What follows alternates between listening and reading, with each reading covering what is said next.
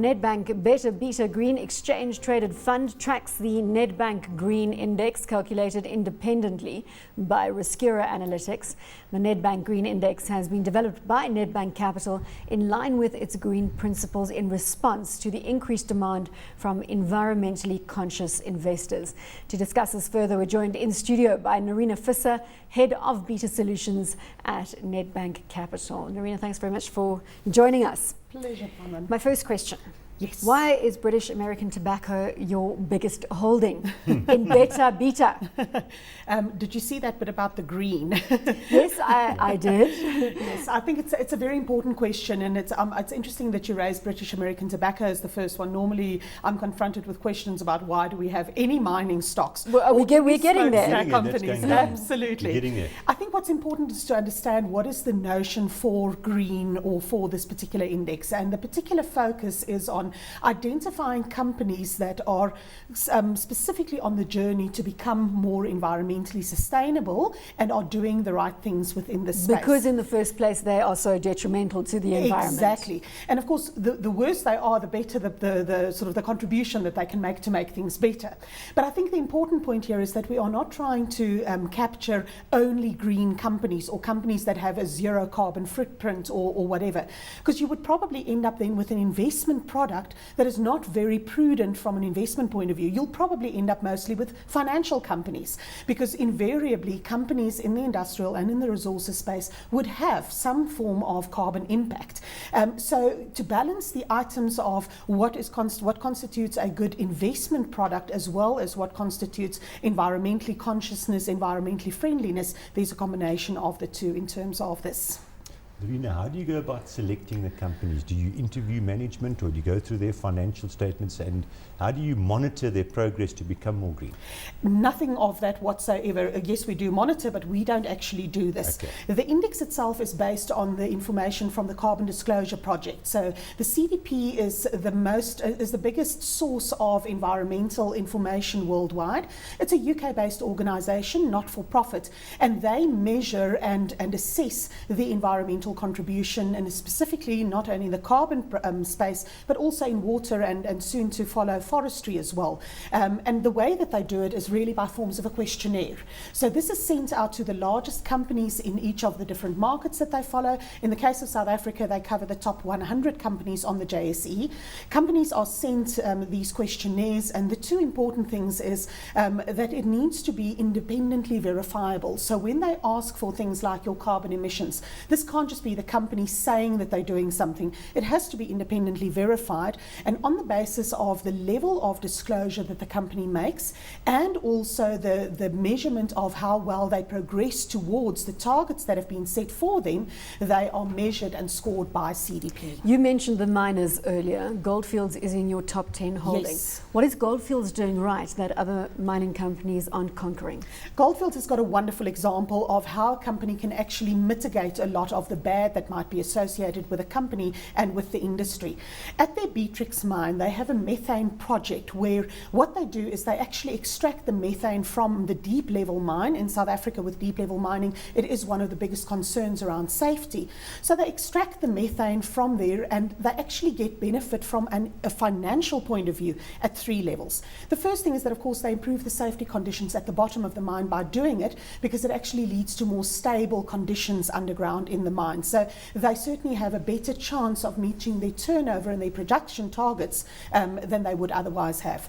The second thing that they then do is that the methane that they've extracted, they actually convert and use as a renewable source of energy, making them less dependent on the Eskom grid, and obviously from that point of view also they're reducing their costs. But the third thing is that for this they actually get credits from the United Nations, and carbon credits is actually a product or something that can be sold, and they're actually boosting revenue through that as well. So really boosting their financial bottom line in 3 different ways. Now, Nerina, just 2 questions from my side. You tracking the index, so you're living Yes. up to your name of a beta manager, Yes. so you're an Yes. index tracker. Absolutely. And the second question is, how's the public sort of taken to this environmentally friendly product? I mean, I've come across lots of products in my life that have a very good rationale in that, but people just don't seem terribly interested in it. What's your marketing channels? What you're actually doing on it? Well, we're certainly looking at on the institutional side at the pension funds who now, through the requirements of CRISA and ESG, certainly have a specific stated requirement to actually focus a lot more, not just on the environmental side of things, but also the social and governance. But the Green Index and the Green ETF, of course, fit perfectly into that space. In the private client space, it's almost as though it is an easier sell because it provides a vehicle for environmentally conscious individuals to actually exercise those views that they have.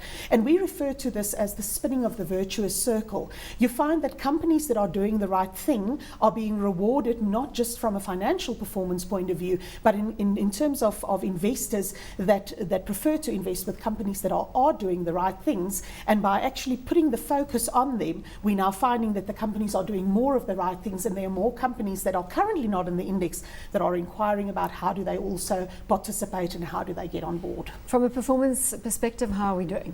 It's certainly been a very good performer from a performance point of view. The index was launched more than a year ago in July of last year, and we had asked Riscura to actually calculate history for us based on the CDP scores back to June 2008, which was the first time that the information was really feasibly available. Over that period, the performance relative to the all-share index has been nothing short of phenomenal. Is that a fair comparison? Well, I think that is probably what else is available in the market for investors, but I think it's maybe a little bit more fair to compare it to, say, the shareholder-weighted index or even the SRI index, the Socially Responsible Investment Index. And depending on which comparative you're doing, you're looking at outperformance in excess of 10% per annum over this period. And the reason for it really is quite simply that it is about investing in the right companies. It's not about some sort of sector bias that you have or whatever. Well, can I jump in there on sector bias? Because yes. Basic materials form a fair component, and so too financial services. Yes. Are they the sectors leading the charge when it comes to doing good business? You know, not necessarily. We actually see this across the board, and it actually covers many different economic groups as well as sectors. And it's wonderful to see that across the board, whether you're talking about the likes of a Barlow World or Nedbank, of course, Woolworths, Goldfields, Mondi, ACI, really across the spectrum, the companies that are doing the right thing within the environmental space also end up being the relative outperformers within their peer group. So to come back to your original question of why a British American Tobacco in there, or maybe why some of the dirty mines, when you're looking at the relative argument of maybe one gold mine relative to another or a platinum mine relative to another one, you do find that the ones that are doing environmentally the correct things are also the better financial and investment performers. You spoke early on about carbon credits and there's a market. Yes.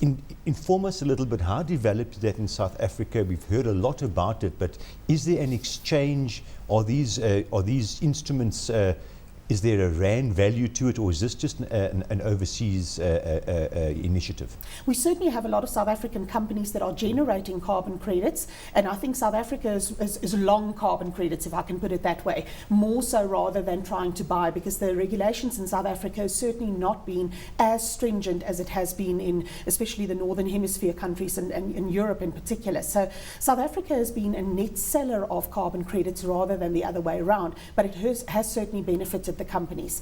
I think South Africa is relatively slow off the pace in terms of adopting many of these measures. We are obviously blessed with space, with size, and it's certainly not been as much of a requirement for companies as you would find maybe in Europe, that really has a shortage of space, including airspace and clean airspace. Carbon credits as a business, I suppose that also in its infancy, along with what you've just said in response to Wayne's question. Yes. 5 years out, where will we stand on the carbon credit business side of things? I think we certainly will have moved forward on this. I think this is a growing international phenomenon, and I think when you look at things like COP17 and even Rio that we've just recently had, what you do find is that the debates that are taking place are not really about is there a carbon impact or environmental impact in terms of what's happening, but rather what is the pace at which it's happening and what is the appropriate response for this. As long as the powers that be continue to debate the big picture. What we do is we feel that we can make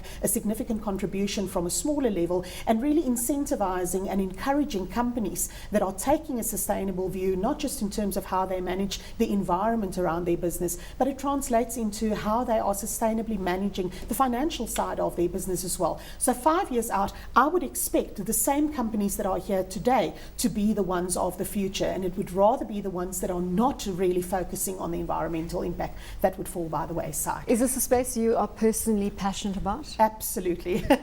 On that note, we're going to call it quits. Thanks so much, Narina Visser, Head of Beta Solutions at Nedbank Capital.